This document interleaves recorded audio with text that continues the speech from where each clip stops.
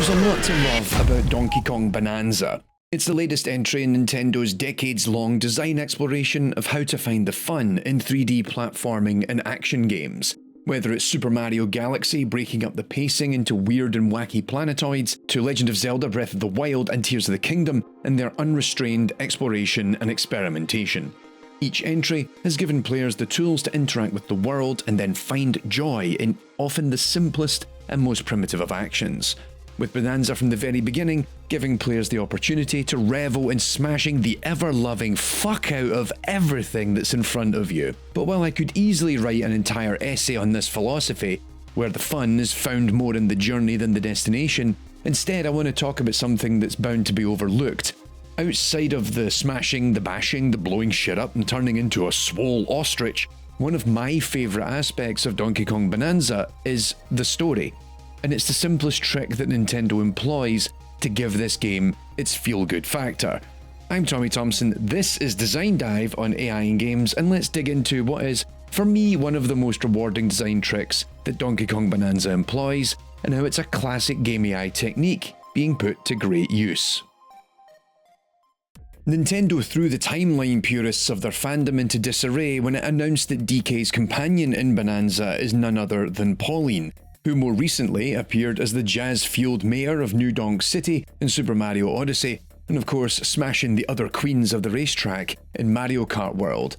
But she was the original damsel in distress all the way back in the original Donkey Kong in 1981. In Bananza, Pauline is a young woman trying to find her voice, both figuratively and literally. After being released from her confinement as a stubby little purple rock at the beginning of the game, Pauline takes to being your partner and ally as you smash your way to the centre of the earth. Her singing helps remove obstacles, she helps unlock the special Bananza forms, and is a playable character in two-player mode. Voiced by actress and musician Jenny Kidd in the English dub, Pauline not only acts as the audience's surrogate, given she's the only character who actually speaks human language, but somehow also understands everyone else, but she also has her own character development and journey. At the beginning, she's shy, anxious, and rather overwhelmed by the situation she's found herself in. Not to mention, the one thing she brings to the table, her singing voice, is the one part of herself that she is uncomfortable sharing in larger crowds. But over time, as her relationship with Donkey Kong develops, she finds her confidence and matures as a person. And the trick to this is really simple, and I just wanted to highlight how this is achieved when you see it in action, and how any game developers with a bit of time and effort can steal this idea and produce something of a similar effect. Pauline's narrative journey is achieved largely through use of a bark system, whereby she utters dialogue at moments throughout the game, often corresponding to what's happening in the current state of the world. Outside of cutscenes, where all of this is carefully planned out, each line of dialogue uttered by Pauline often falls under the same set of rules. For any dialogue that is uttered, there are three key pieces of information. First, there's an event that's just occurred in the game. This can be anything from jumping into a barrel, firing the barrel, punching open a challenge door, entering the challenge room, leaving the challenge room, finding a banana, or the most clearly noticeable example is when you go for a nap to restore hearts. It's awful. The worst. Listen up, DK. We've been tricked. That fruit outside looks sweet and tasty, but it's not. In each case, when you trigger any of these actions, Pauline will in turn utter dialogue. And you'll notice that the first few times that you jump into a barrel or complete a challenge with Pauline in tow, she panics or is unsure of the chosen path. Next up, it's all about the current state of the game.